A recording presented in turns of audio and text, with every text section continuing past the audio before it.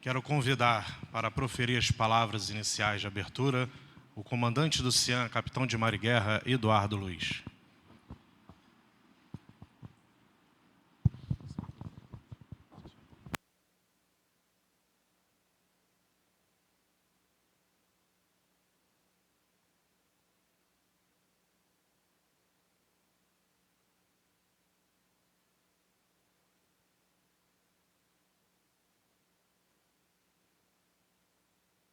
De todos aqui hoje. A gente, ano passado, fez o primeiro simpósio de segurança, primeiro simpósio de liderança de aviação, num projeto que a gente tem tocado lá no CIAN, né? E a gente aumentou um pouquinho esse ano, né? Baseado na experiência que a gente teve ano passado, e abrimos o convite aí para diversas OMs e diversas instituições fora aqui de São Pedro da Aldeia. Então, queria agradecer aí os representantes da Secretaria Municipal de São Pedro da Aldeia, da Secretaria de Turismo aqui de São Pedro da Aldeia e a Secretaria de Esportes de Iguaba, Defesa de Civil de Cabo Frio, o 18º Agrupamento de Bombeiros Militares de Cabo Frio e todas as OMs fora do Complexo Aeronaval aqui de São Pedro da Aldeia, tá, que se inscreveram para participar desses 3 dias de troca de conhecimentos aqui com a gente aqui do CIAN. Né? O Centro de Instrução e Adestramento Aeronaval, ele tem uma missão muito importante, né? Ele basicamente é o responsável por capacitar todos os aeronavegantes da nossa Marinha, né? Então, todos aqueles que usam asa no peito passam pelo CIAN, né? Onde começa a aviação naval, né? E, além disso, a gente também capacita todos aqueles militares que trabalham, de alguma forma, com as nossas aeronaves, com os nossos meios aéreos.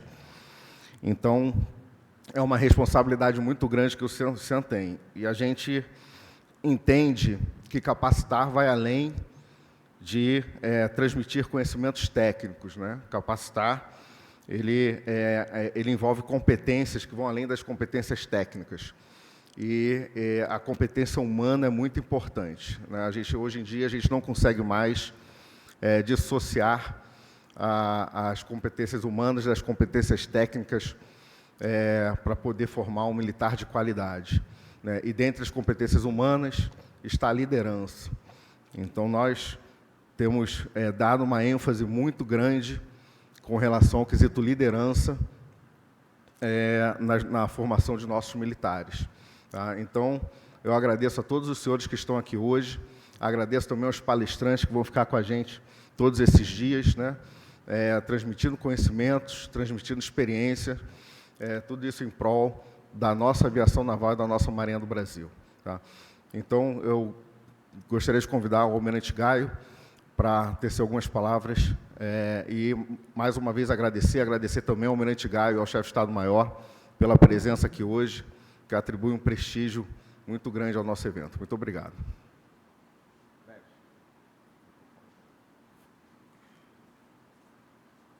Bom dia a todos. Primeiro, é uma alegria ver vários rostos desconhecidos aqui. É sinal que nós estamos abertos às unidades aqui da localidade, da região, a outras OMs.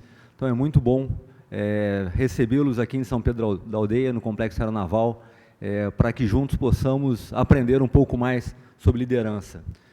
Liderança é um atributo muito importante na nossa atividade, tanto na atividade militar em si, mas principalmente na questão de voo. Fator humano é um dos pontos principais na atividade e na segurança de aviação. Temos estudado o fator humano, temos psicólogos aqui trabalhando conosco em tempo integral, dedicados à questão do desempenho do fator humano, e, como bem dito pelo comandante do CIAN, a liderança é uma das competências que tem que ser desenvolvida, tem que ser aprendida, tem que ser melhorada para que melhor possamos exercer a nossa atividade. Então, parabenizo ao CIAN pela iniciativa, pela Escola de Liderança, agradeço a presença de todos e desejo a todos um excelente simpósio, que esse seja o segundo de muitos e que nós possamos a cada ano melhorar o simpósio e melhorar a nós mesmos, que tenhamos cada vez mais capacidade de liderar nossos homens para cumprirmos a nossa missão. Parabéns a todos e pela iniciativa.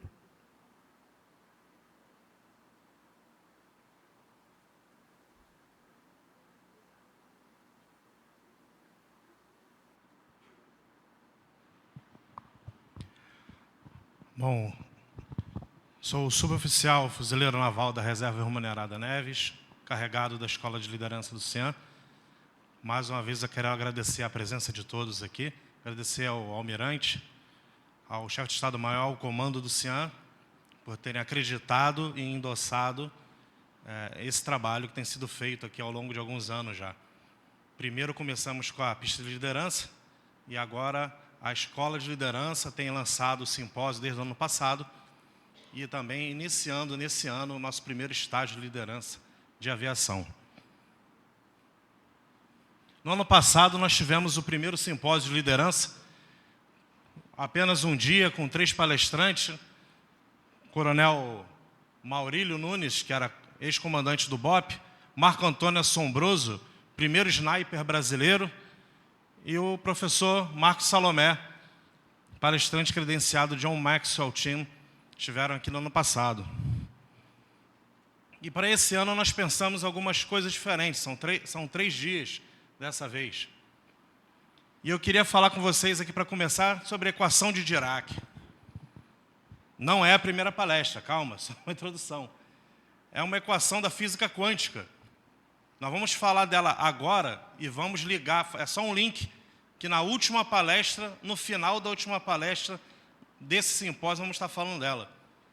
Mas ela fala que 2 sistemas que são independentes, quando eles se juntam, por algum motivo, e se separam de novo, eles continuam funcionando como se fossem um só, mesmo sendo independentes. O que acontece com um continua afetando o outro. Alguns românticos dizem que é a equação do amor. Para este que vos fala, é a equação da liderança. Por quê? Como diz Antoine Saint-Exupéry, você é sempre responsável, eternamente responsável pelo que cativa. E liderança é isso. Você vai estar sempre sendo afetado pelas pessoas que você interage. E nós vamos só abrindo com isso aqui para mostrar para vocês qual é a ideia desse simpósio. Mostrar esse tipo de interação. Então ele foi pensado nisso. O tipo e o naipe de pessoas que foram convidados para estar aqui conosco. Foi pensado em promover esse tipo de interação, para que haja essa integração na vida de cada um aqui. Para que no futuro, esse tipo de afetamento possa produzir um grande efeito, onde nunca mais se esqueça, e o efeito seja duradouro. Então, falando da primeira palestra, liderança e suas influências no clima organizacional no ambiente militar.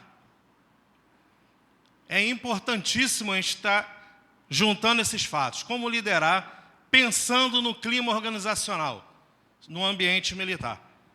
Para proferir essa palestra, foi convidada a doutora Márcia Cova. Ela é doutora em Ciências Sociais, mestre em Administração Rural, professora de Liderança Estratégica em cursos de mestrado na Universidade Federal do Rio de Janeiro. Então, senhoras e senhores, peço que recebam com uma salva de palmas a doutora Márcia Cova.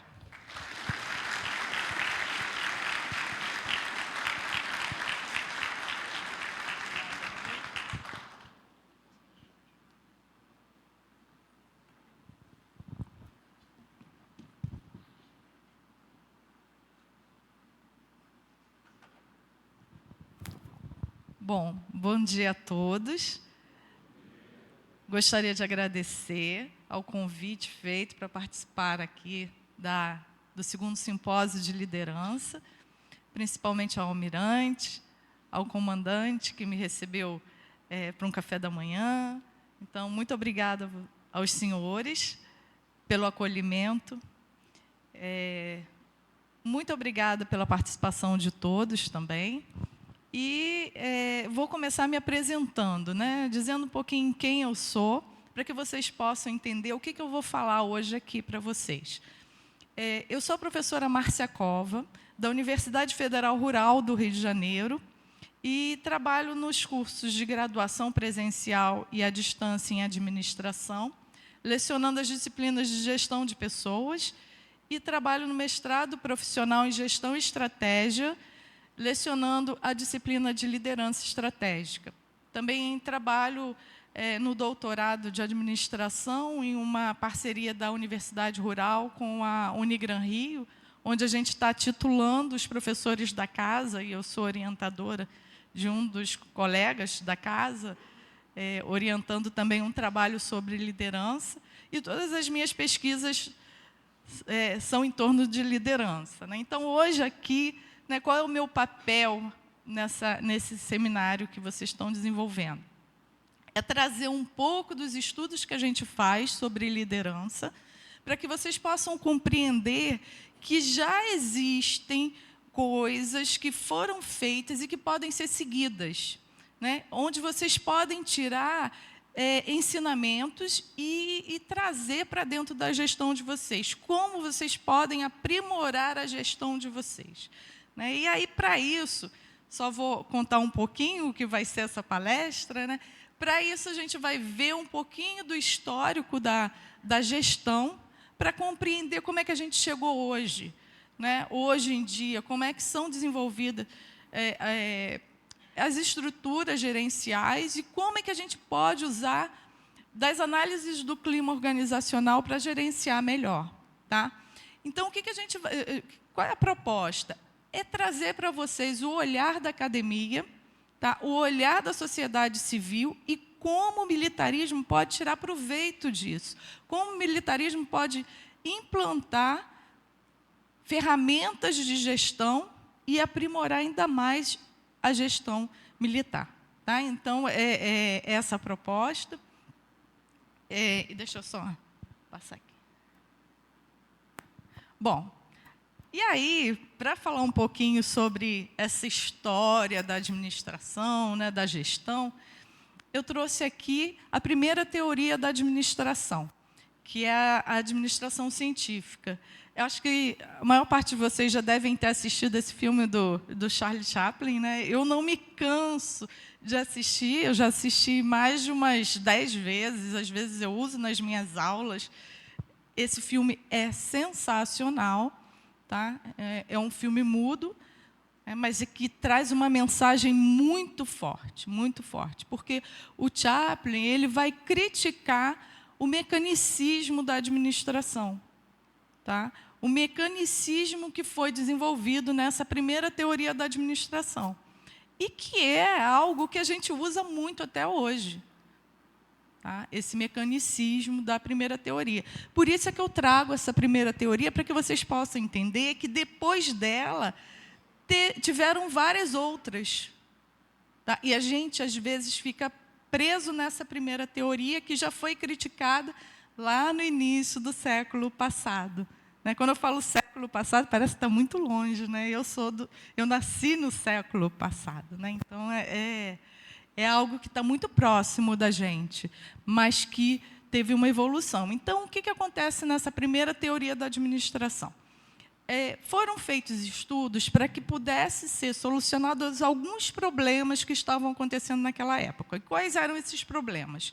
Primeiro, era que os donos dos meios de produção desconheciam quanto podiam pagar pelos produtos produzidos.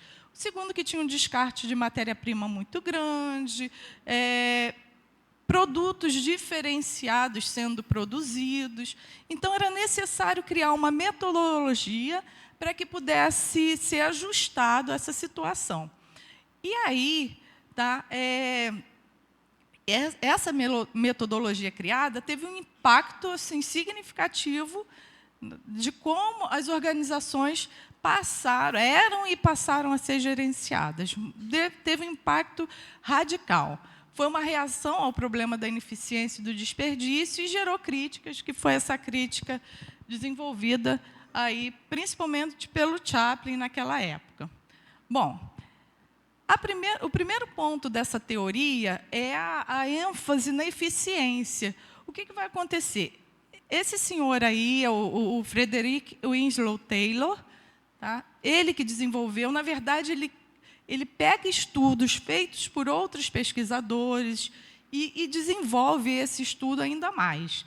E aí ele vai pegar esse estudo e vai começar a olhar como é que o trabalho era desenvolvido. E ele percebe algumas coisas. Ele cresce dentro de uma organização, ele começa como mecânico dentro dessa empresa, e ele vai sendo promovido até chegar ao cargo de engenheiro-chefe. Quando ele chega ao cargo de engenheiro-chefe, ele tem a oportunidade de olhar para trás e ver o que aconteceu ao longo da carreira dele ali dentro daquela empresa. E aí ele começa a pensar assim, bom, eu preciso identificar quanto é que eu posso pagar pelos produtos produzidos, eu preciso eliminar o desperdício, eu preciso criar uma uniformidade nos produtos, e aí ele começa a criar essa teoria.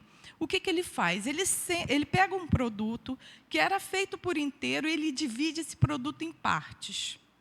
Tá? Ele divide em várias partes e dá cada parte do produto para um operário fazer.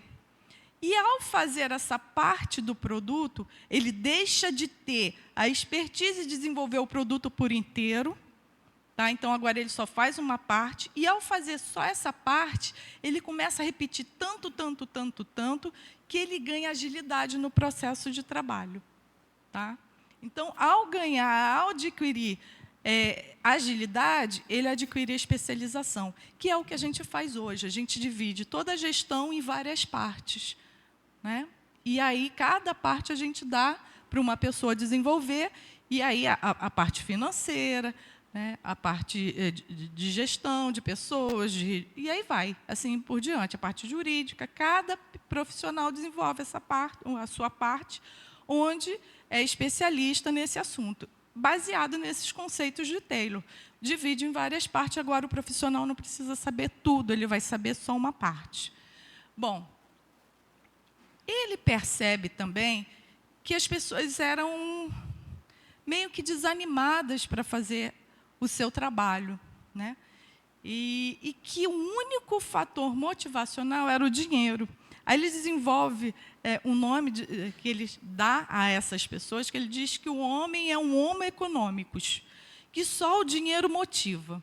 Né? Então, a partir dali, ele começa a perceber o seguinte, que ele tem que atribuir um valor à tarefa para que o trabalhador possa desenvolver o trabalho e aquele trabalho seja remunerado adequadamente. Porque ele percebe o seguinte também, que se ele aumentar muito o valor da tarefa, o trabalhador vai trabalhar muito e vai entrar em exaustão. Então, ele tem que limitar isso. E aí, como é que ele limita? Ele para ao lado de um trabalhador, ele vai cronometrar o tempo de desenvolvimento do produto, e, ao cronometrar, ele vai entender quanto é necessário para desenvolver um produto. Pega o tempo de trabalho do dia inteiro, divide por isso, e aí ele sabe quantos produtos podem ser produzidos por dia, e aí ele pode estimar também quanto é que ele pode pagar. Ele percebe também que era necessário criar procedimentos de trabalho, ou seja, ele pega um trabalhador que desenvolve adequadamente a tarefa, observa, anota todos os procedimentos, vai cronometrar o tempo, tá?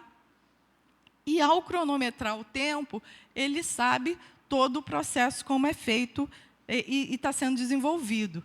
E aí é que está a grande contribuição de Taylor, que é chamado de estudos de tempo e movimento. E ele percebe o seguinte, os produtos eram feitos de maneiras diferenciadas, porque cada trabalhador pensava assim, bom, do jeito dele é difícil, eu vou fazer do meu jeito.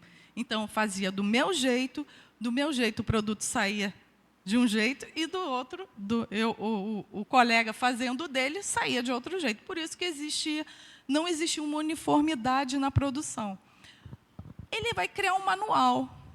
E a ideia básica desse manual era assim, não cabe ao operário pensar, cabe ao operário apenas executar. A ideia básica era essa, cabe a ele apenas executar. Seus gestores é que têm que pensar, né, que terão que pensar como é que essa execução vai ser desenvolvida.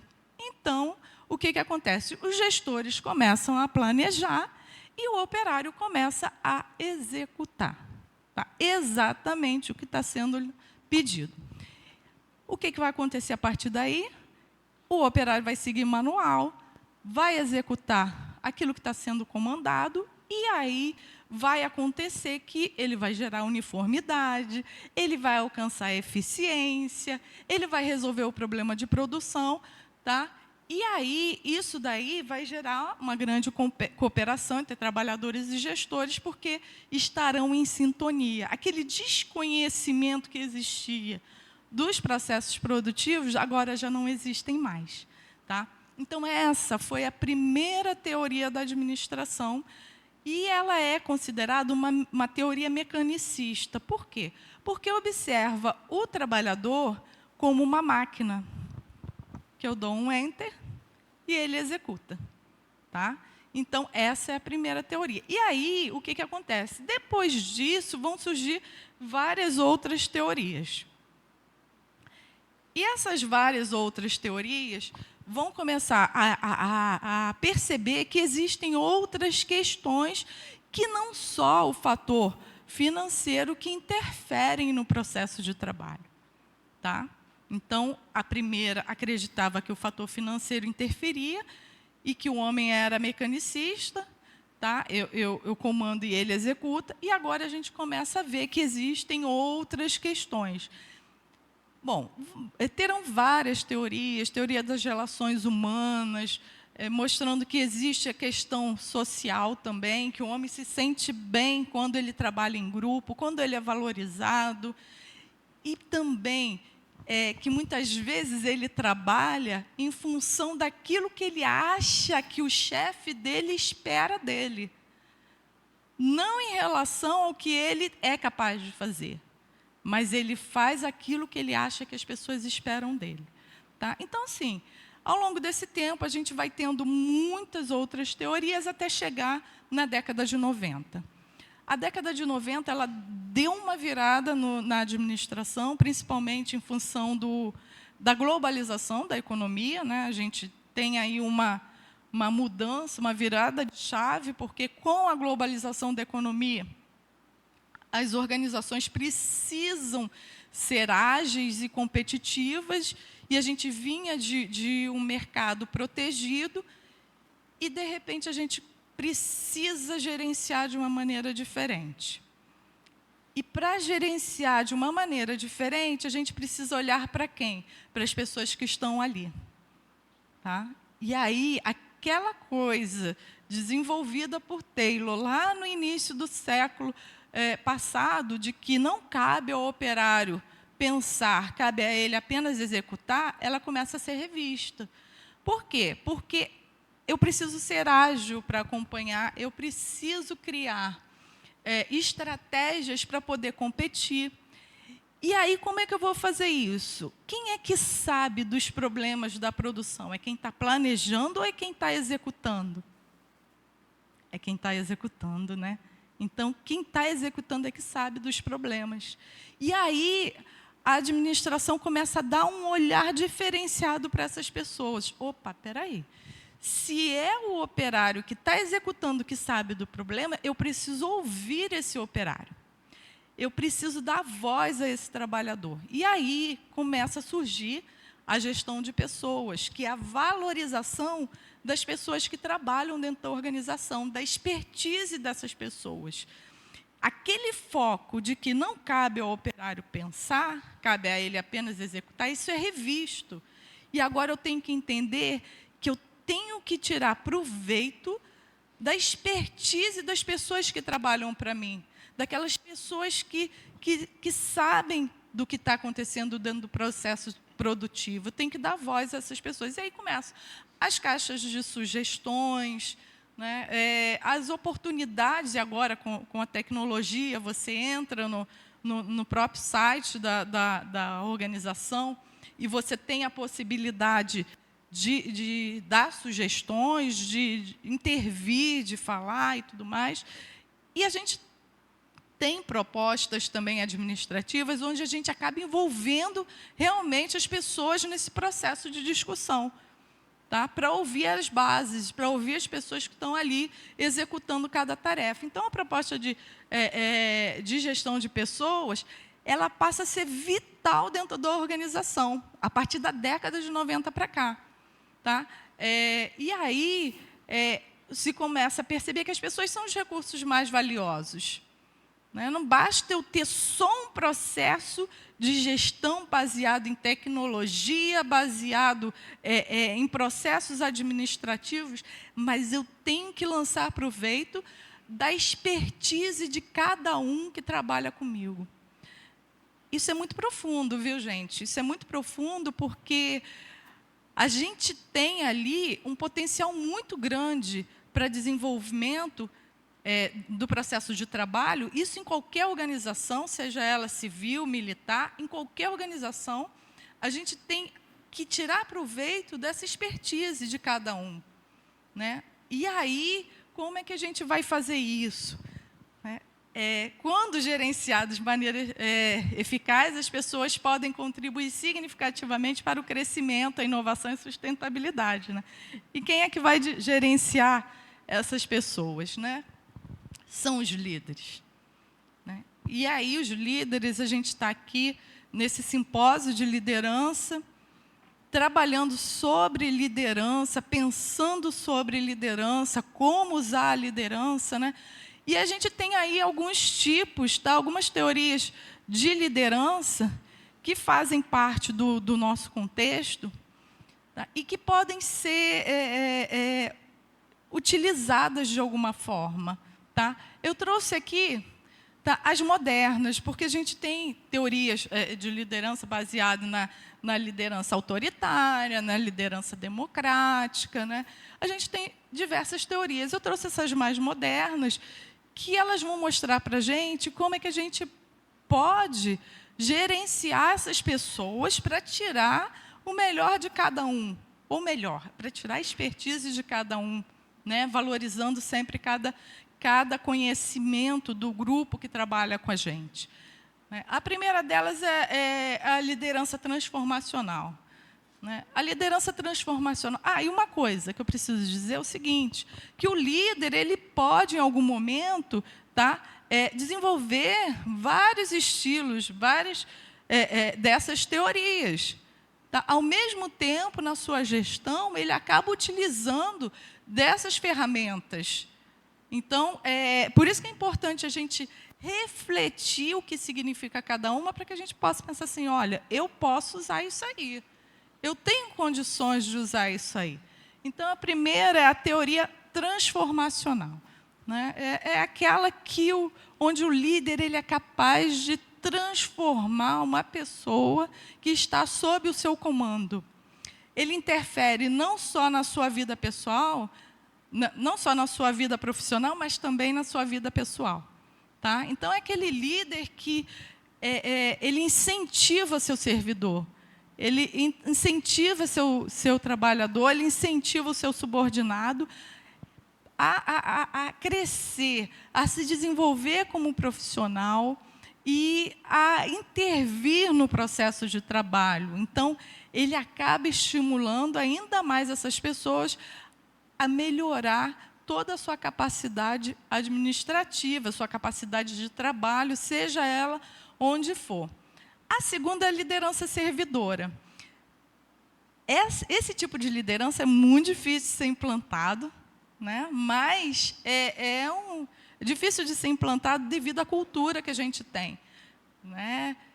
Eu falo a gente, assim, alguns ainda são da minha geração, outros são mais jovens, mas a minha geração é uma geração um tanto quanto autoritária, tá? De uma base autoritária. E a gente começa a ter que se abandonar essa formação que a gente tem, essa ideologia autoritária, para inverter o processo e ser servidor. Tá? E o que seria isso, liderança servidora? É a gente se cercar de pessoas que sabem desenvolver o processo. Eu tive uma vez um gestor que ele dizia o seguinte, eu tenho que ter noção do que está sendo desenvolvido, mas eu não preciso saber fazer, eu preciso saber comandar. Mas eu tenho que me cercar de pessoas extremamente competentes que saibam fazer. Quando eu me cerco de pessoas competentes que saibam fazer, o que eu preciso fazer? Só perguntar o que elas precisam.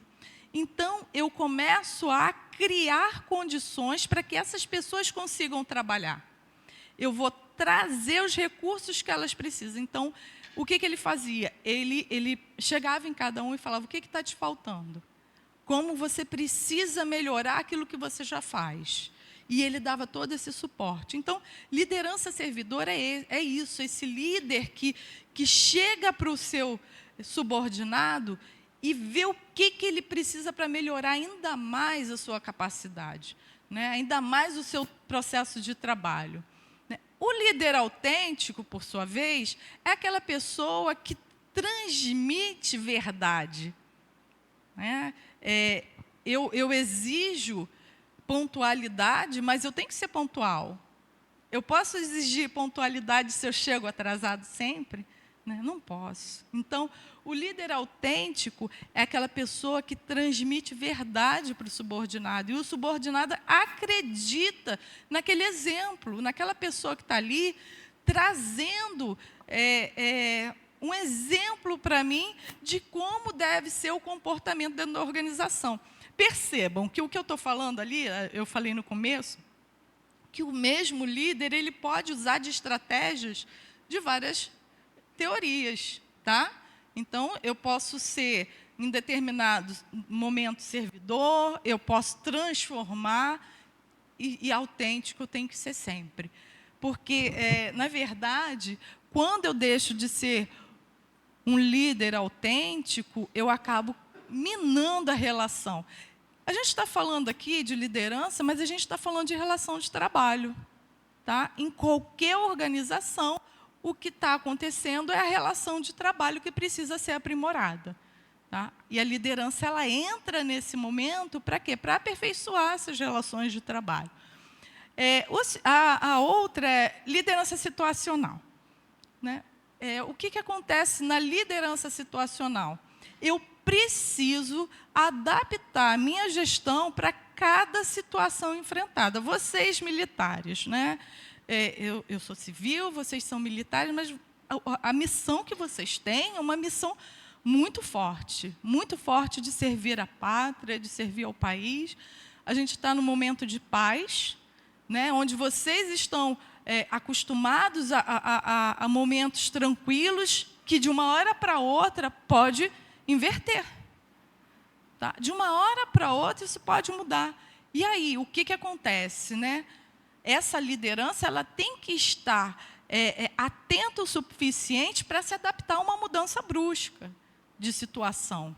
Tá?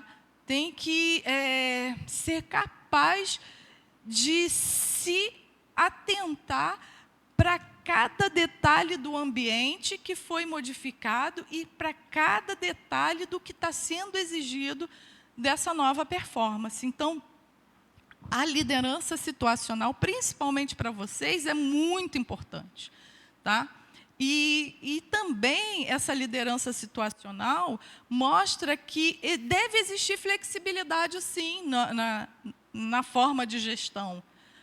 Eu posso até... A gente vai ver mais adiante o clima organizacional, como usar o clima organizacional e tudo mais, né, melhorando ainda mais as relações de trabalho, mas vai ter um determinado momento que, além dessa valorização profissional, também tem que ter um punho forte. Eu tenho que ser incisivo no meu comando. Tá? Então, isso vai depender muito da situação. Quando a gente fala de liderança, de valorização de pessoas, principalmente gestão de pessoas, né, que é o que eu trabalho, as pessoas pensam que gestão de pessoas é ser bonzinho. Não é ser bonzinho. Gestão de pessoas é ser justo. Tá? É ser justo. É tratar as pessoas com justiça, com igualdade, dar oportunidade para todos. Então, gestão de pessoas é valorização de pessoas. Tá? que não é igual a ser bonzinho. Então, o que acontece? Nessa liderança situacional, eu vou adaptar minha gestão de acordo com a situação que eu vou me deparar. A carismática é aquele líder que realmente tem uma característica diferente. Ele, normalmente, ele tem ele transmite emoções positivas, tá? E ele convence as pessoas. Voltando mais um pouquinho lá no início, o que é liderança? Liderança é a capacidade de influenciar pessoas. Eu influencio, tá? São estratégias que a gente usa para influenciar pessoas, para que as pessoas façam exatamente aquilo que eu quero, tá? Ou até muito mais do que eu quero.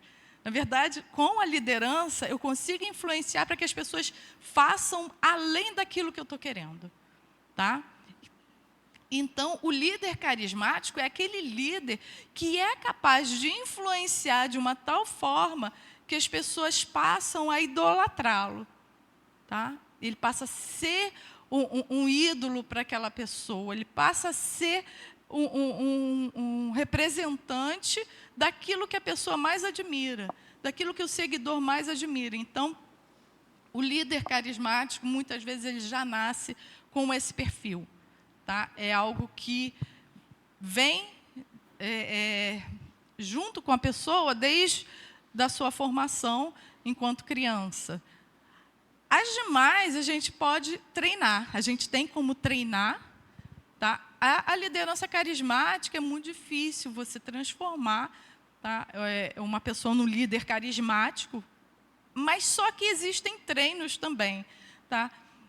Eu participei uma vez de desenvolvimento de liderança, onde houve uma imersão num hotel fazenda dessas técnicas que são utilizadas e tudo mais, e onde a gente aprende a controlar emoções. Aí eu ri, né, quando eu falei, eu participei, talvez, acho que eu fiz até um pouco caso, né, desse treinamento que eu tive, mas, gente, funcionou muito na minha vida. Tá? Funcionou muito na minha vida. Eu lembro que foi um momento assim, muito difícil. Eu ia defender a minha tese de doutorado, emocionalmente destruída, porque tinha estudado muito, tinha desenvolvido uma tese muito longa e emocionalmente abalada. E aí eu participei desse desenvolvimento de liderança para controlar emoções. Incrível que pareça. Eu defendi firme, forte, numa banca extremamente questionadora, numa banca onde as pessoas tinha um professor da USP, uma professora da Fundação Oswaldo Cruz, um da UFRJ e mais 2 da Rural. Minha orientadora era da Rural. E mais um outro professor da Rural. E todos muito incisivos, muito questionadores, e eu firme. Né? Se fosse no momento anterior, talvez eu não tivesse essa firmeza. Então, por isso que eu falo hoje para vocês que a gente pode treinar, sim. Tá? Porque a gente adquire o hábito. Tá? O hábito, através da repetição de alguns gestos, de algumas palavras, a gente adquire o hábito, tá? E começa a desenvolver comportamentos que são adequados àquilo que a gente está se propondo a fazer. A gente tem que se preparar sempre. Não adianta chegar e achar que, de acordo com aquilo que eu sei, aquilo que eu sou, eu vou gerenciar. Eu posso fazer, claro, com certeza, ainda mais vocês, que são os senhores, né, que são que ocupam cargos específicos, tá? Com certeza podem, mas poderiam muito mais se utilizassem essas estratégias administrativas. Teriam resultados muito mais eficientes se usassem adequadamente essas estratégias administrativas. Olha só, o que acontece? A gente está usando estratégias lá da administração científica de Taylor. Não cabe ao operário pensar, não cabe ao meu subordinado pensar, ele só tem que executar. Bom, vamos começar a pensar ao contrário, né? Vamos começar a pensar assim, meu subordinado sabe muito, e eu posso aprender com ele, e eu posso melhorar as relações de trabalho, olhando e perguntando, principalmente perguntando, trazendo o que ele sabe para que eu possa aperfeiçoar. A gente tem que ser esperto o suficiente para captar isso. Eu costumo dizer assim, existe um caminho das pedras. Né? O caminho das pedras era tipo aquilo,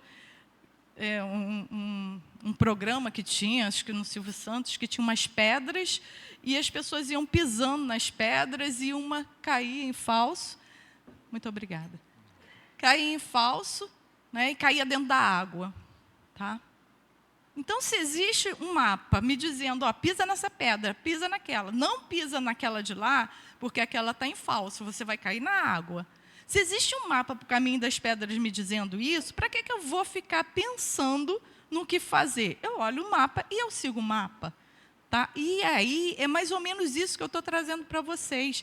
Existem ferramentas que podem ser usadas, que podem ser aperfeiçoadas, tá? E podem melhorar a gestão da gente. Tá? E se pode melhorar, eu vou lançar mão disso. Né?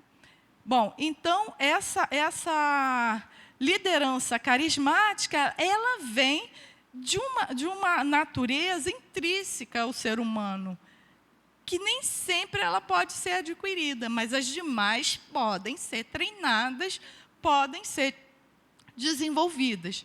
E aí, qual seria a liderança perfeita? Né? Seria a liderança carismática, transacional e transformacional. A liderança transacional é aquela onde o líder ele faz trocas. Ó, você faz isso e eu te recompenso com isso. Então, eu crio estratégias de recompensar a pessoa que está desenvolvendo aquela atividade ou aquele trabalho que eu pedi para ser desenvolvido. Então, eu faço uma transação. Então, a liderança adequada seria aquela que eu faço essa transação, mas que eu também trago essa capacidade de envolver, de convencer, de influenciar e transformo essa pessoa. Tá? Começa a transformar essa pessoa. Aí, eu tenho ali algumas lideranças que são mais voltadas ainda mais para a atualidade. A primeira é a liderança consciente, do Mindful Leadership, que normalmente é o seguinte, é eu focar no dia de hoje. Eu foco no momento presente, eu foco no desenvolvimento da tarefa, eu foco no que está acontecendo. E, a partir dali, eu começo a fazer com que os meus subordinados façam o que precisa ser feito no dia de hoje. Tá? Então, hoje em dia, existem vários cursos sendo desenvolvidos, acho que é o que está na moda atualmente em liderança, tá? Vários cursos sendo desenvolvidos para que as pessoas foquem naquilo que precisa ser desenvolvido. Eu tenho uma tarefa a ser desenvolvida e eu vou focar naquilo, vou desenvolver da melhor maneira possível, focando na tarefa, focando no trabalho, no que precisa ser feito. A liderança baseada em valores, né, vocês fazem muito isso, né?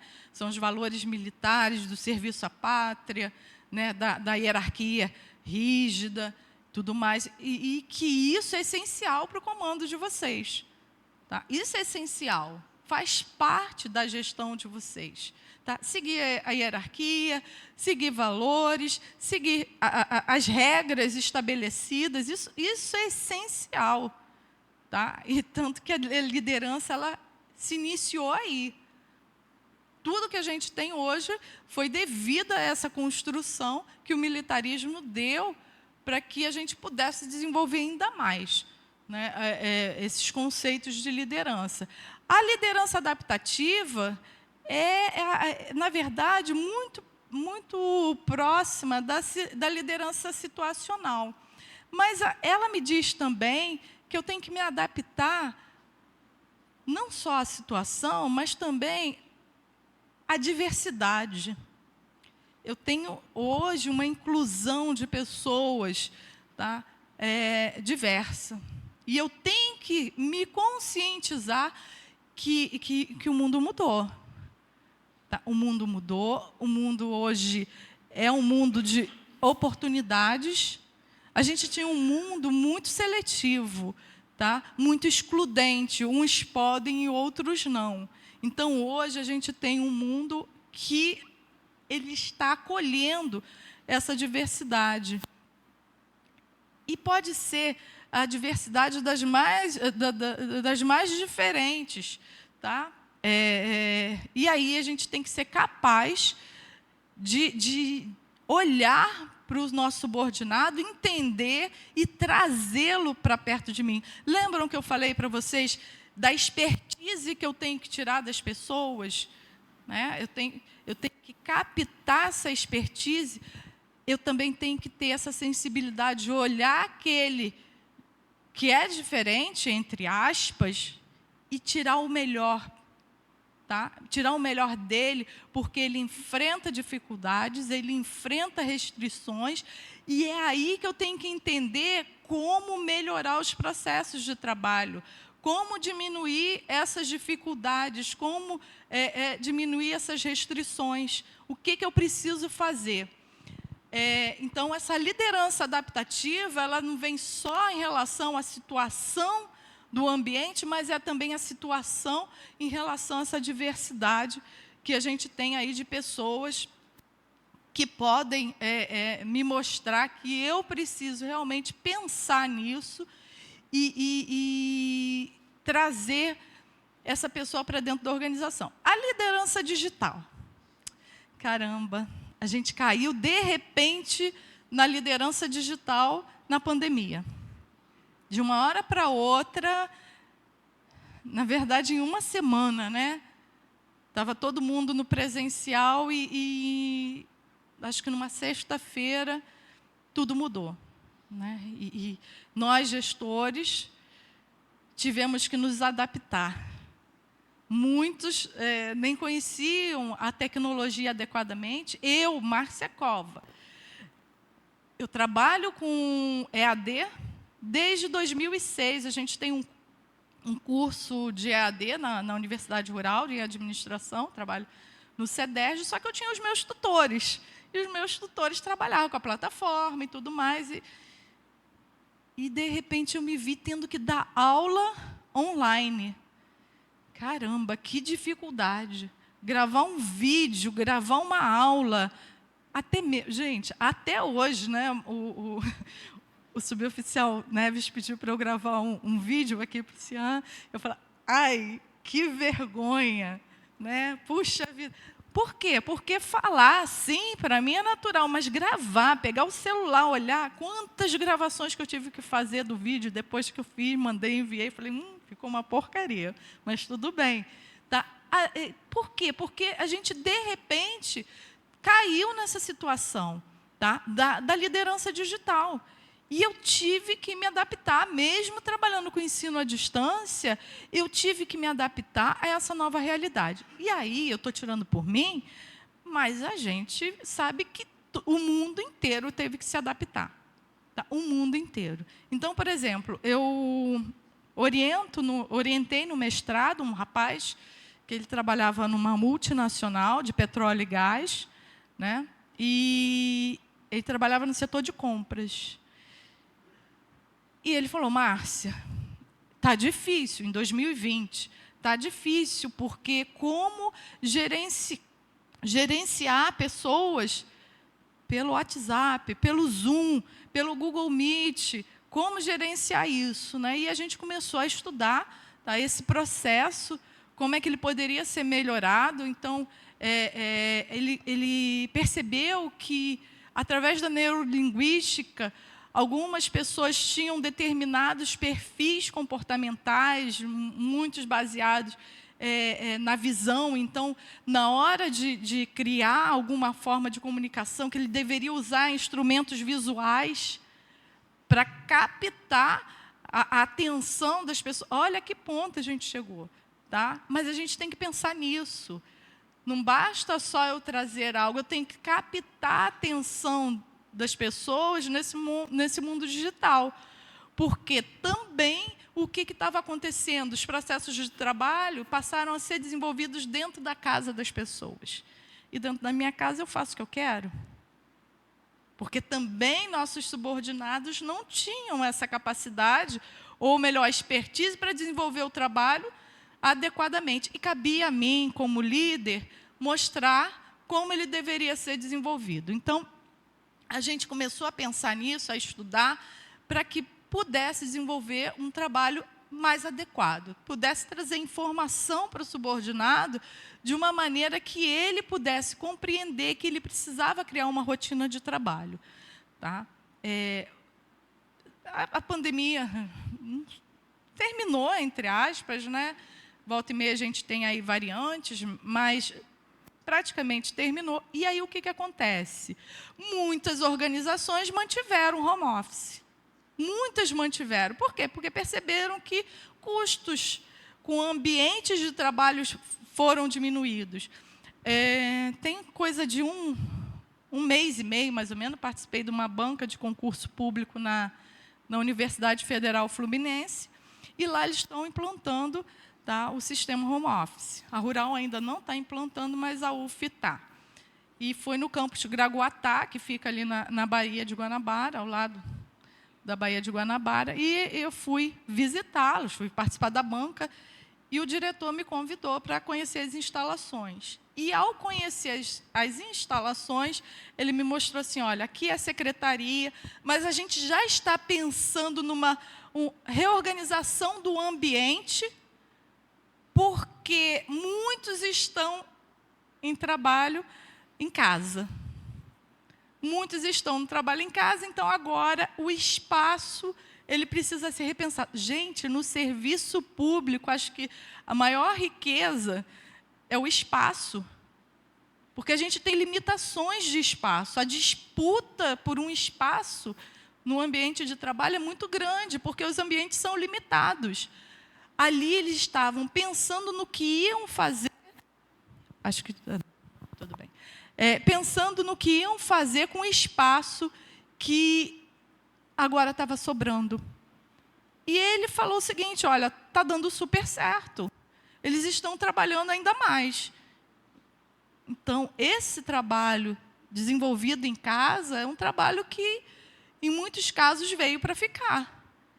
E nós, gestores, temos que pensar, sim, em como organizar adequadamente as atividades, como passar adequadamente a orientação para o trabalho a ser desenvolvido. Então, tudo isso precisa ser pensado de uma forma tal que eu possa trazer benefícios para a organização.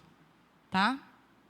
E aí, essa liderança digital, ela também veio para ficar. A gente tem que começar a pensar. A gente tem que começar a pensar também a se vender, entre aspas, né, vender a nossa imagem de uma maneira adequada. Tá? Se eu falo de um líder autêntico, se eu falo de uma liderança que influencia pessoas, eu tenho que saber usá-la também no meio digital. Eu estou falando isso para mim também. Tá? Eu preciso me pensar nesse meio digital também, que eu ainda não me pensei.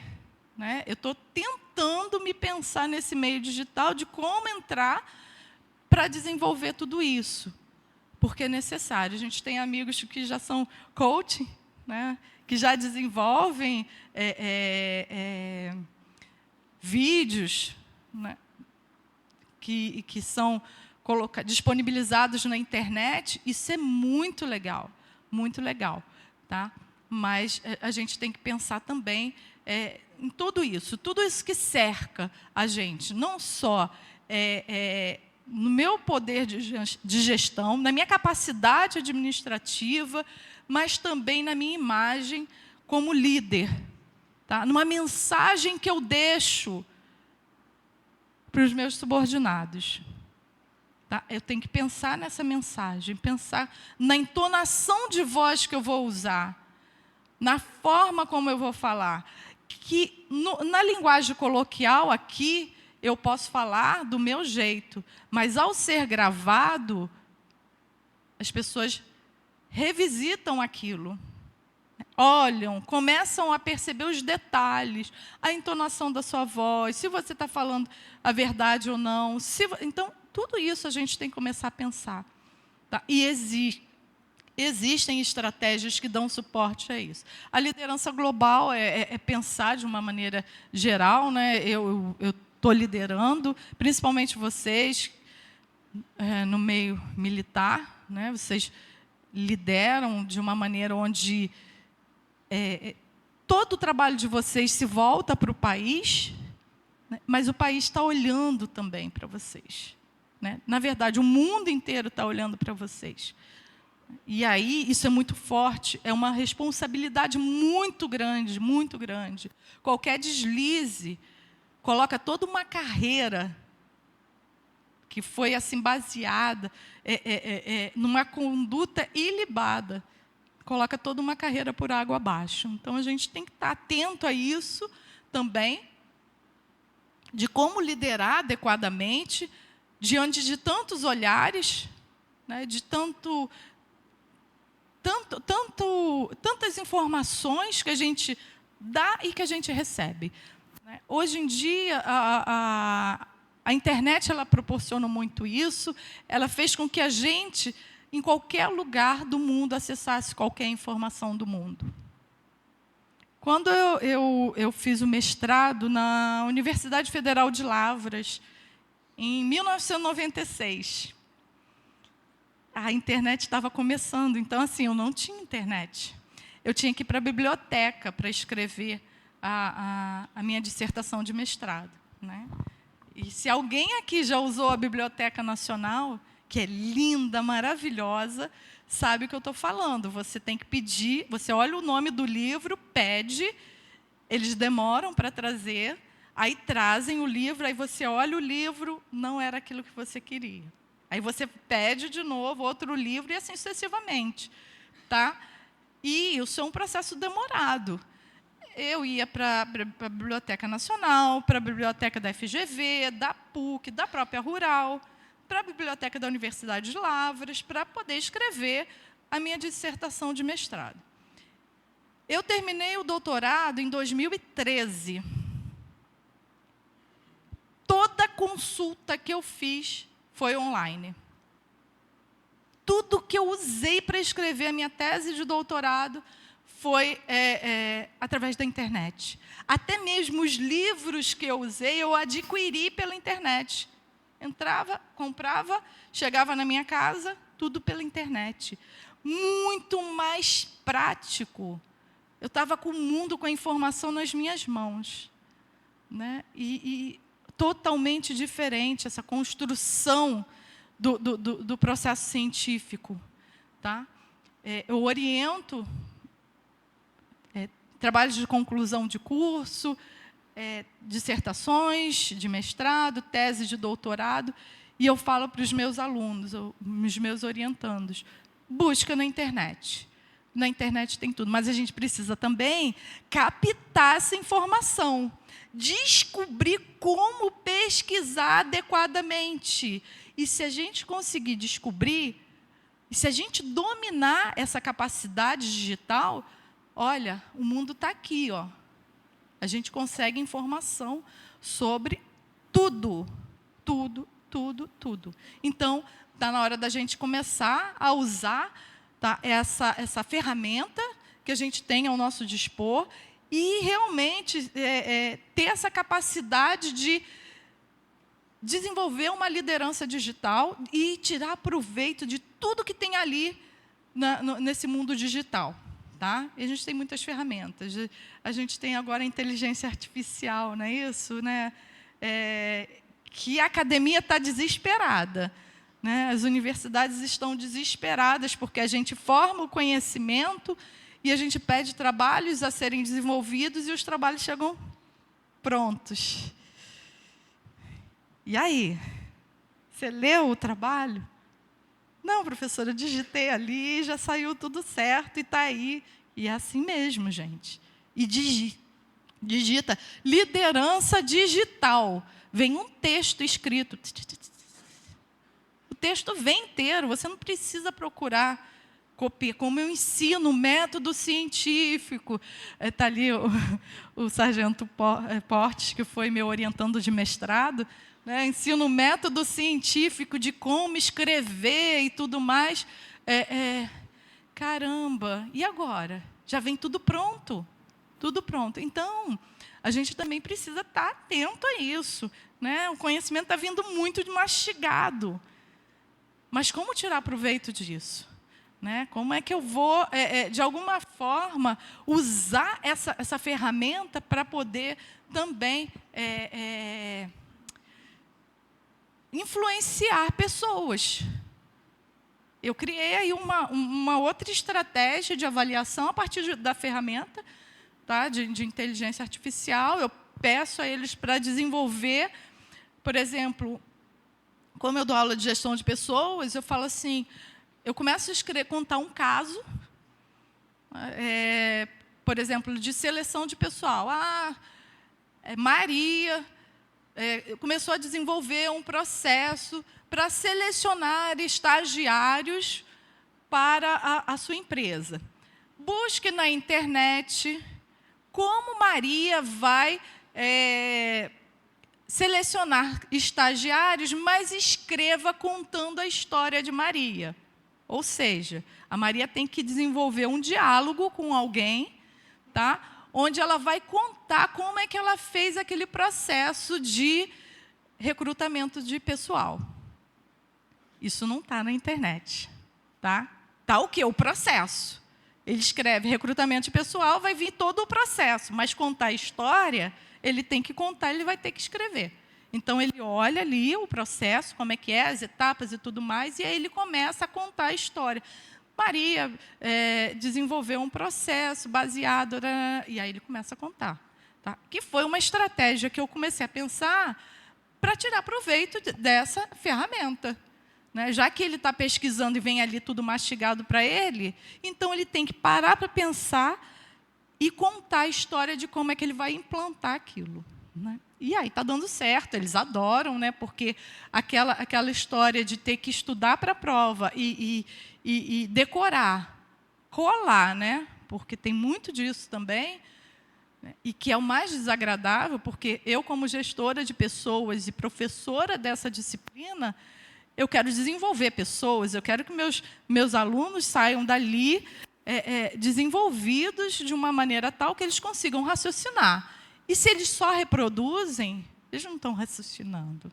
Então, eu preciso que eles façam isso. Então, quando eu vejo um aluno colando, né, quando eu vejo um processo dessa situação sendo desenvolvido, isso me decepciona muito. Tá? Me decepciona muito mesmo, porque eu falo, você não está enganando a mim, você está enganando a você.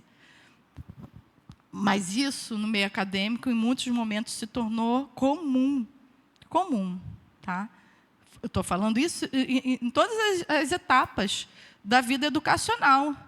Tá? No ensino fundamental, médio, no ensino superior, isso se tornou comum. E agora a gente está aí com essa ferramenta de inteligência artificial, onde os trabalhos desenvolvidos eles estão vindo prontos, e a gente precisa, então, estar até mais atento, porque nem é só colar.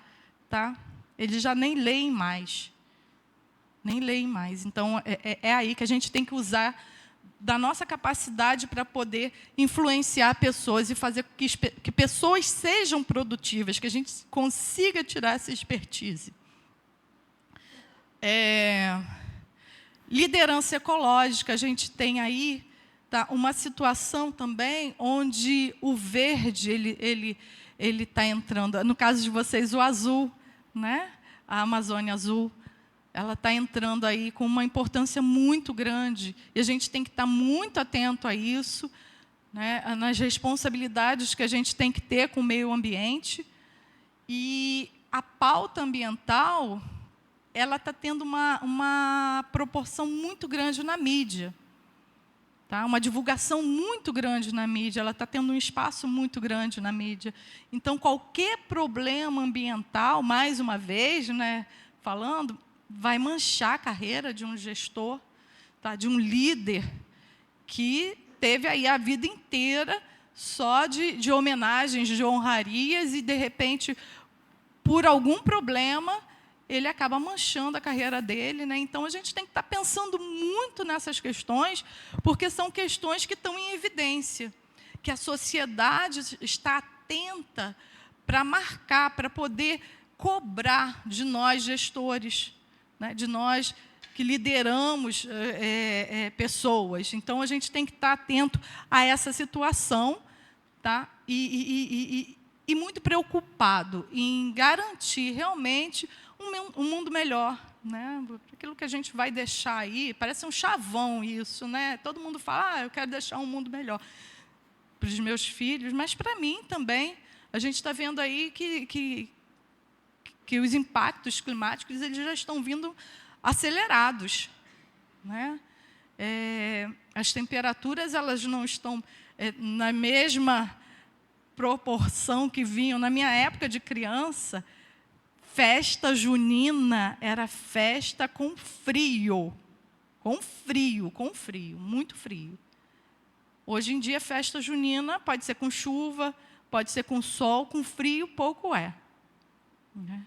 Pouco é. Então, quer dizer, a gente está tendo aí uma inversão climática muito forte, muito rápida, muito acelerada. A gente tem que estar atento a isso também, deixar um mundo melhor para a gente também poder se adequar a esse mundo.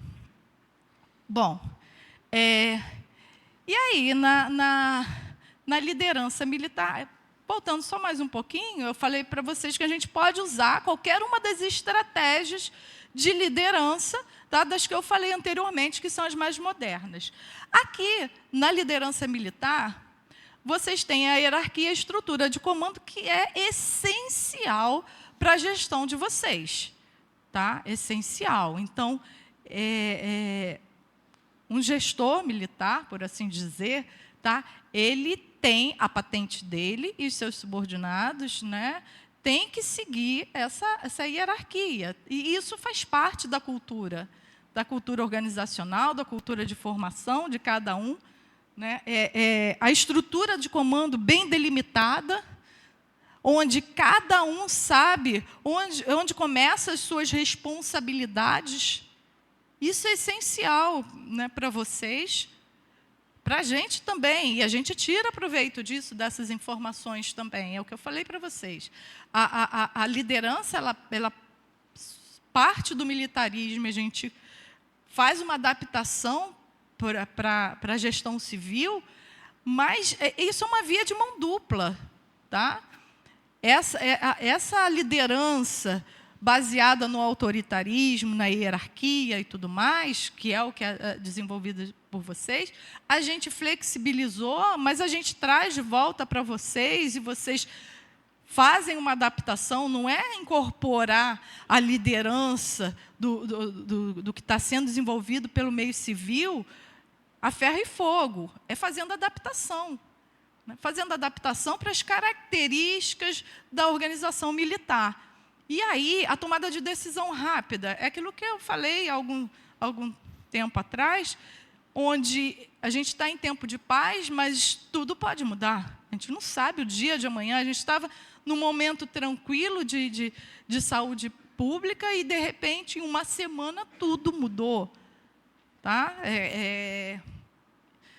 Eu dava aula, estava numa reunião, e aí a gente estava pensando em ter uma outra reunião na outra semana, e eu falei assim para o meu diretor, eu falei, Daniel, a China está fechando, isso numa terça-feira. Falei, a China está fechando. E ele olhou para mim e falou assim, a China é muito longe. Terça-feira. Na sexta-feira, o Brasil fechou. Então, assim, a gente tem que estar... né, dentro desse processo de tomada de decisão rápida. Tomada de decisão rápida. Hoje a gente está em paz, graças a Deus, mas amanhã a gente pode estar em guerra. E vocês vão ter que atuar de uma maneira muito rápida. Muito rápida. Vocês vão ser exigidos no máximo de vocês, principalmente nas questões emocionais. Tá? No preparo emocional de vocês, vocês têm que estar preparados emocionalmente para enfrentar. E cabe ao líder, ao comandante de vocês, aquele que está ali na frente, né, a importância dessa pessoa é extrema, porque cabe a ele trazer esse punho forte, esse direcionamento para que vocês possam se adaptar rapidamente a uma nova situação. A comunicação clara, ela é essencial, preciso trazer informações que sejam objetivas. Eu trago informações que vão ser utilizadas, tá? Mas eu preciso também comunicar claramente aquilo que eu quero, porque o meu subordinado ele precisa entender o que eu quero. E ele entendendo o que eu quero, as coisas saem fácil. Então, por isso que eu tenho que pensar em como falar da maneira mais correta possível, mais clara possível. Bom, disciplina, respeito à autoridade, sempre. Tá? A autoridade aqui realmente é o que... A nossa segunda palestrante já chegando, bem-vinda. Bom, a disciplina e o respeito é algo que vai acompanhar toda uma liderança militar. Tá? Isso já é um ponto além, tá? Para vocês que são gestores, que são líderes militares. Por quê? Porque vocês já têm a estrutura hierárquica, vocês já têm uma cultura sendo desenvolvida que vai capacitar vocês para poder trazer ainda mais autoridade e respeito e esse poder de influenciação. A liderança, por exemplo. A liderança, por exemplo, é aquela que eu falei anteriormente, que o líder ele tem que estar ali dando o exemplo daquilo que ele está pedindo, que ele está ordenando. Então, ele não pode exigir pontualidade se ele é um líder que se atrasa. Ele tem que dar o exemplo, né? E criar uma rotina onde as pessoas comecem a imitar. Eu tive um reitor na universidade, o normal era começar o expediente 7h30, as pessoas entravam 8 horas. O reitor chegava às 7.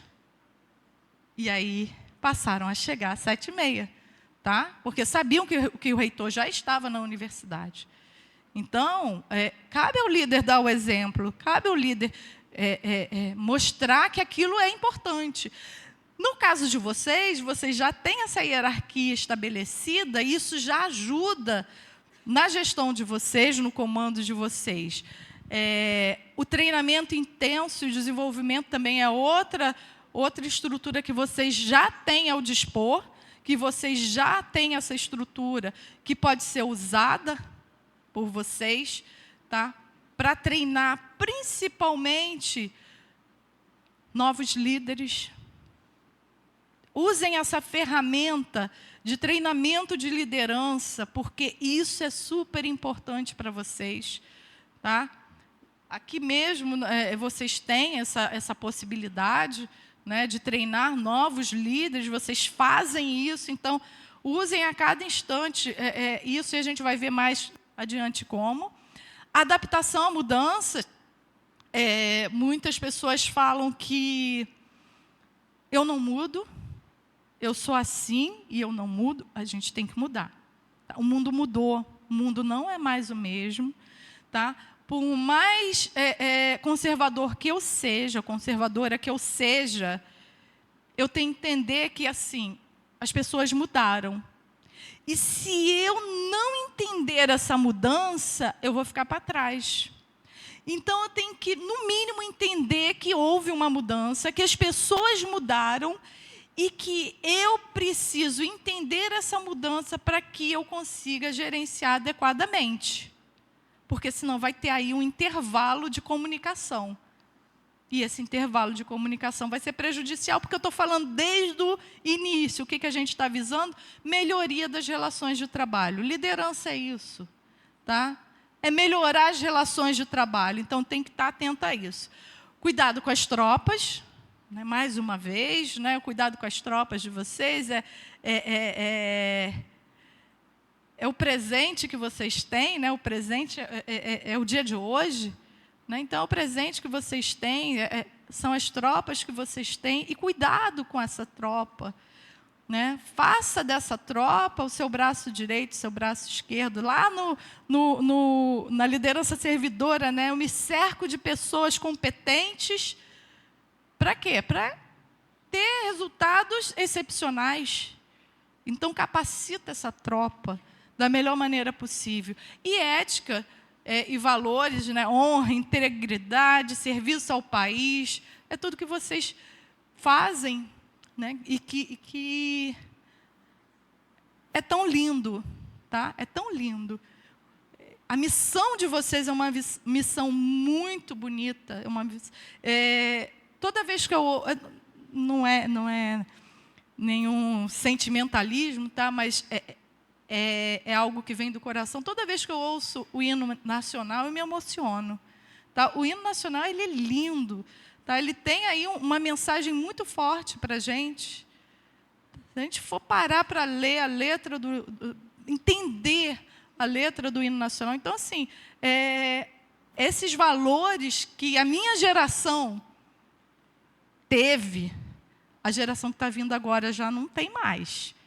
Tá? Então, cabe a gente também começar a trabalhar tudo isso, mais uma vez, o CIAN sendo aí um centro de formação que possa trabalhar e fortalecer ainda mais esses valores.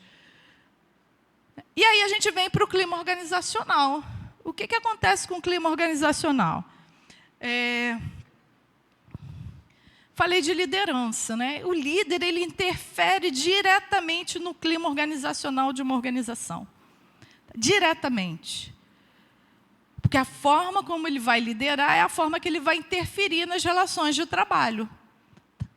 Então, assim, refere-se ao ambiente psicológico e emocional em uma organização.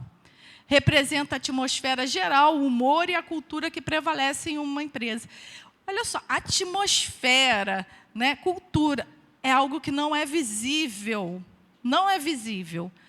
Tá? Vou dar um exemplo para vocês de algo que aconteceu comigo. Eu fui no serviço público e principalmente na universidade pública. A gente é chefe. A gente está chefe, na verdade. A gente não é chefe.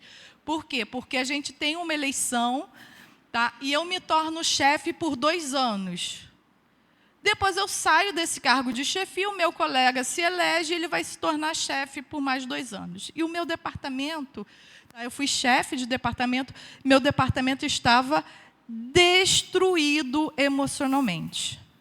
Tá? Emocionalmente. E o meu departamento era de administração e turismo, tá? Destruído emocionalmente, e aí isso acabava fragilizando o departamento diante dos outros departamentos. Aí eu falei que o espaço é a maior riqueza dentro do serviço público. A gente perdia espaço. As pessoas tiravam sala de estudos dos nossos professores do curso de administração. Do curso de administração, eles são desarticulados. Tira aquela sala deles. Eles não vão nem se incomodar, eles não vão nem conseguir reclamar. E era assim. E eu pensei, não, eu tenho que mudar isso.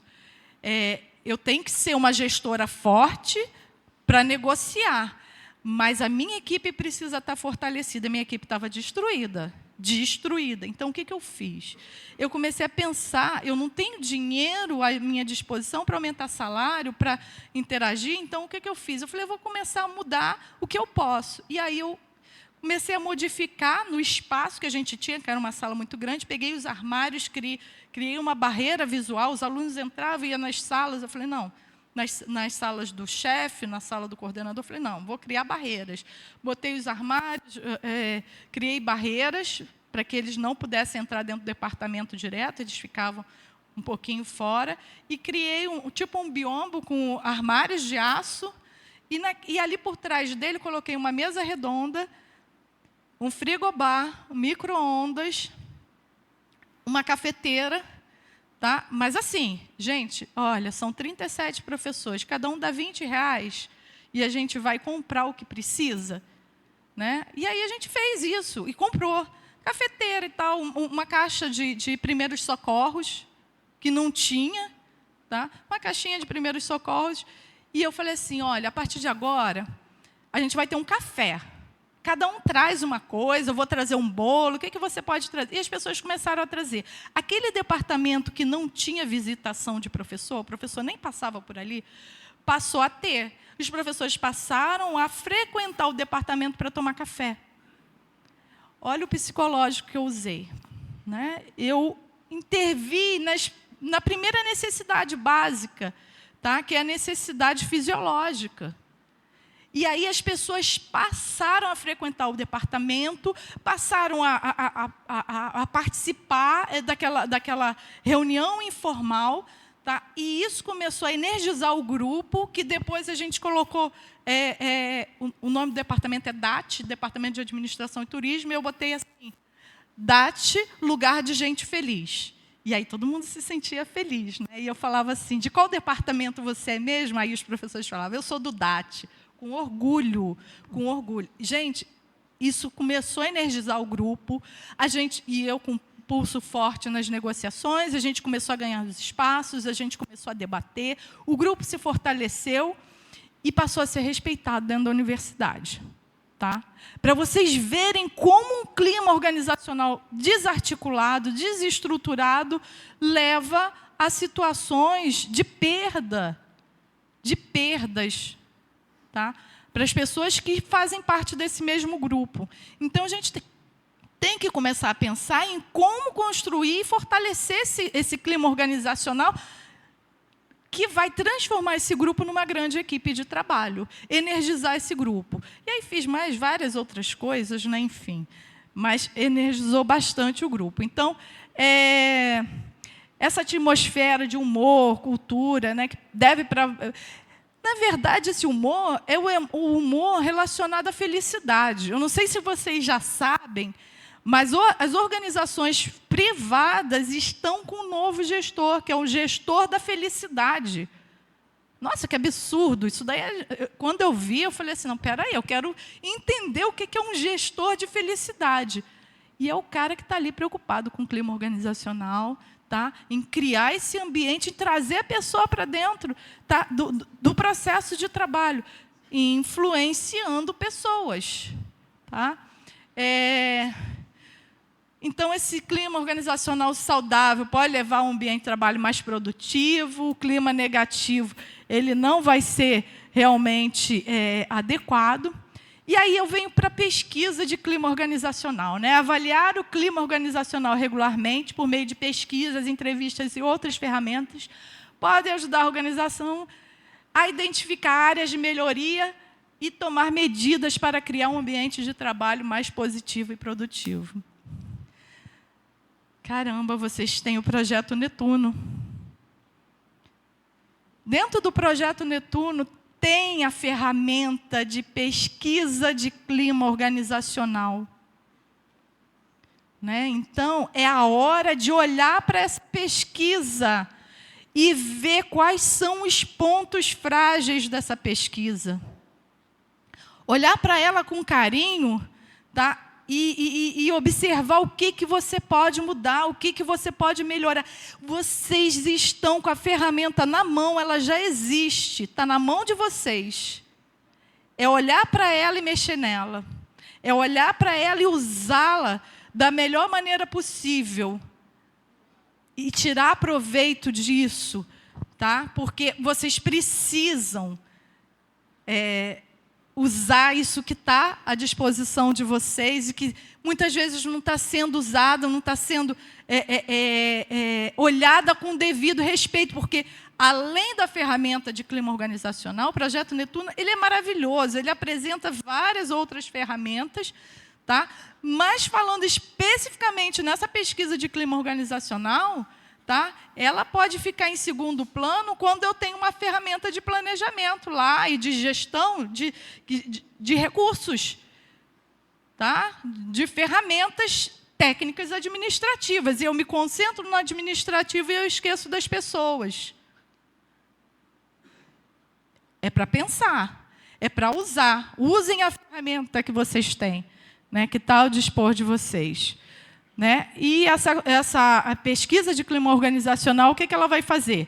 Vai identificar problemas e desafios, melhora a satisfação dos funcionários, como aumentar o engajamento dos funcionários, retenção de talentos. Aqui, a retenção de talentos, para vocês, no caso, é que muitas pessoas mudam de organização militar, acabam sendo transferidas, tá? Seja por uma missão ou alguma outra coisa, mas elas mudam.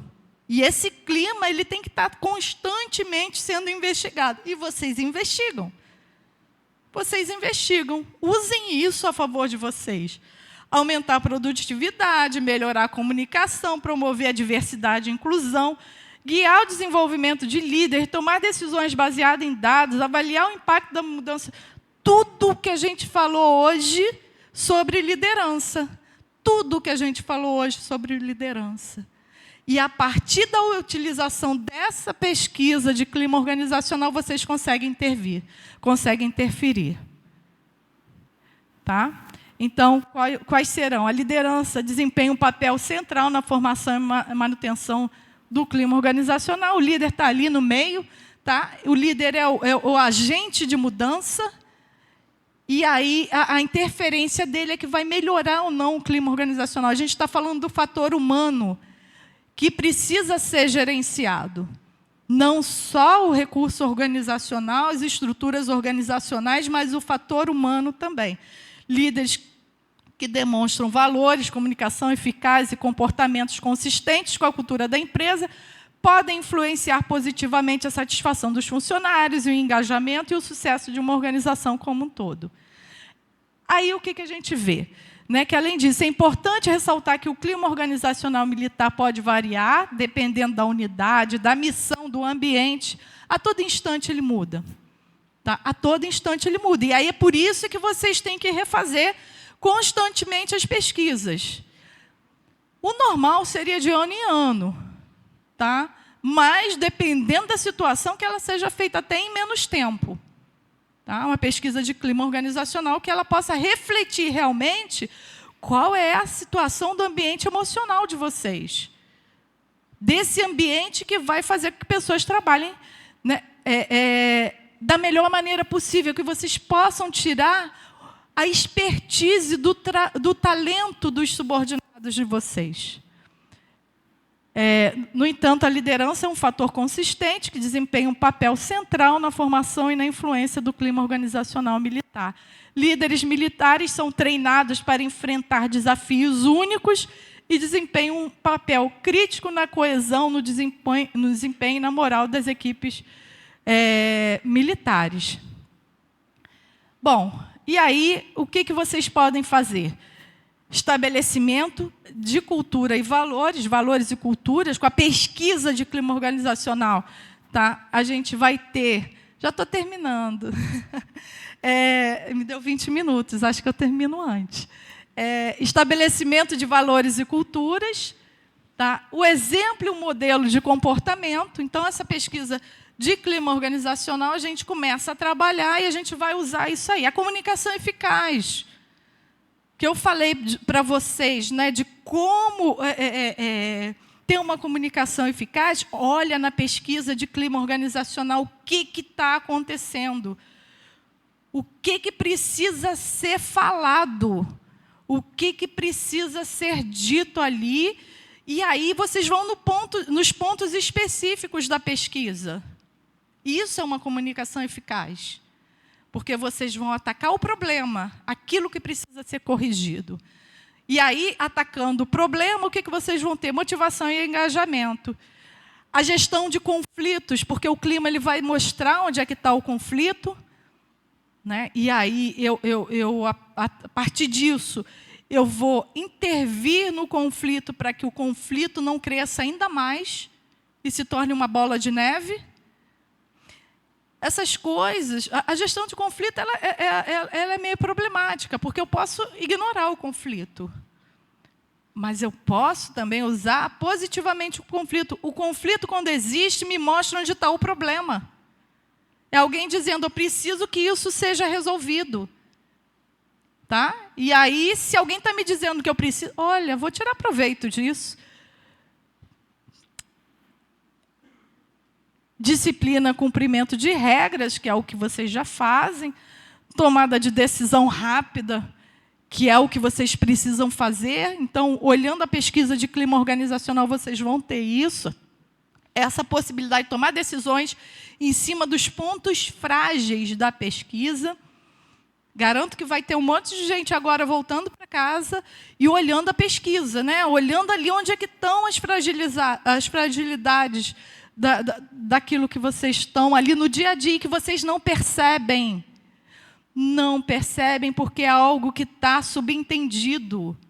O clima está ali em relação à cultura. Quando a gente está num patamar mais elevado que o subordinado, a gente acha que está tudo bem.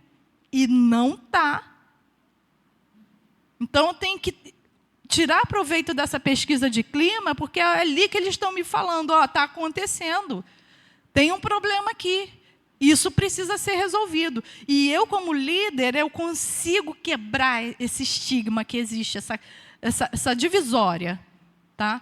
Que existe entre eu, líder, e o meu subordinado, que eu não percebo por estar num patamar acima.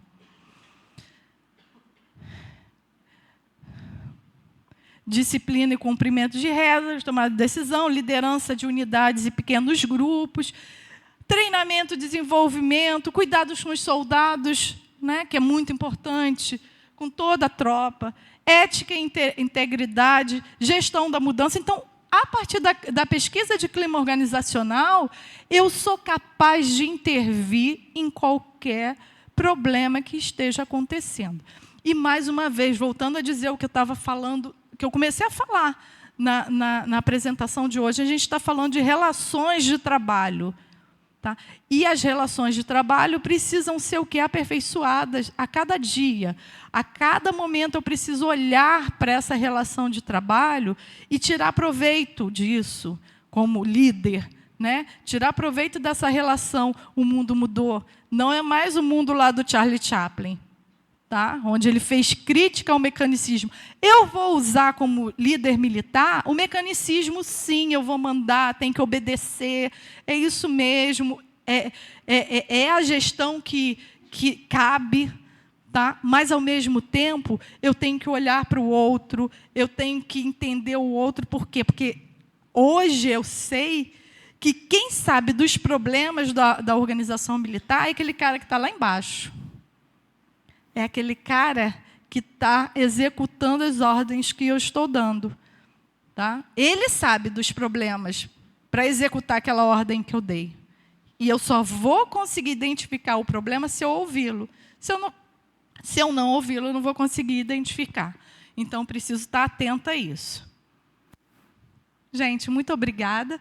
Tá? Mais uma vez, agradeço a vocês, né, aos senhores, por terem me recebido na casa de vocês.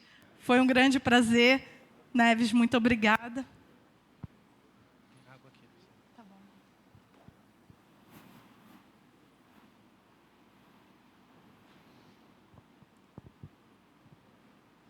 Tá bom.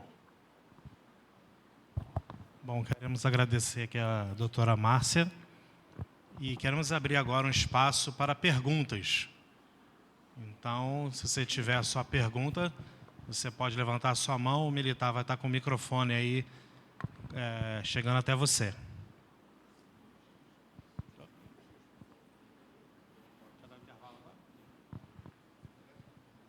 Então, vamos abrir para perguntas agora. Alguma pergunta? Calma, gente, um de cada vez. Estão tímidos. Então, se não há perguntas, nós vamos abrir para o intervalo agora. Né? Mas antes disso, eu queria fazer aqui um momento, passar aqui para o comandante. Vamos estar fazendo aqui uma homenagem à professora Márcia aqui. Então, quero convidar o comandante para estar vindo aqui na frente.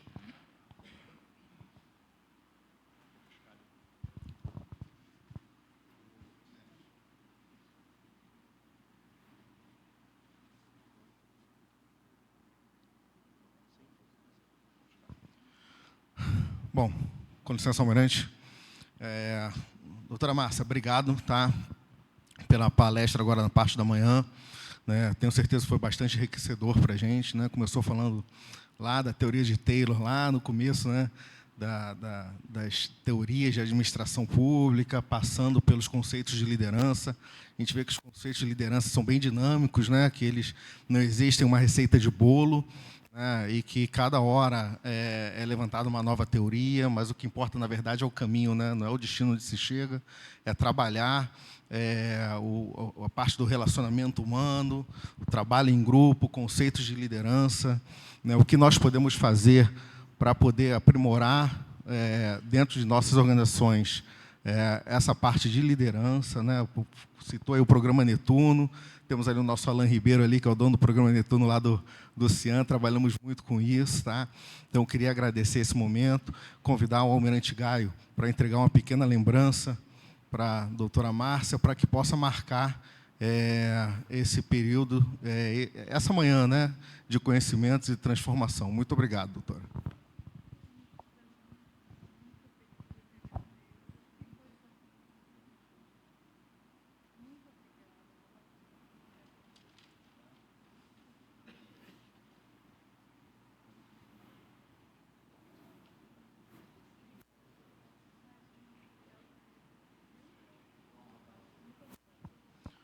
Uma salva de palmas para a doutora Márcia, por favor.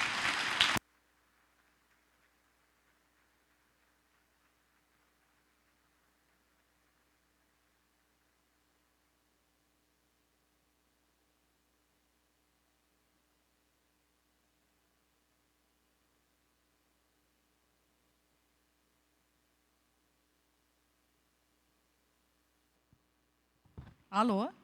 Bom, gostaria de agradecer, né, dizer que eu vou guardar com muito carinho, tá?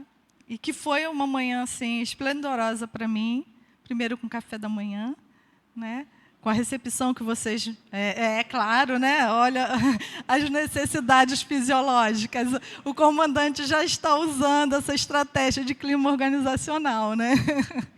Muito obrigada, viu, comandante? Muito obrigada, almirante. Muito obrigada, pessoal, por estar aqui hoje comigo e que venham as próximas palestras. Muito obrigada, bom dia para vocês e que seja um simpósio muito proveitoso para todos vocês. Muito obrigada. Senhoras e senhores, doutora Márcia Cova, uma salva de palmas.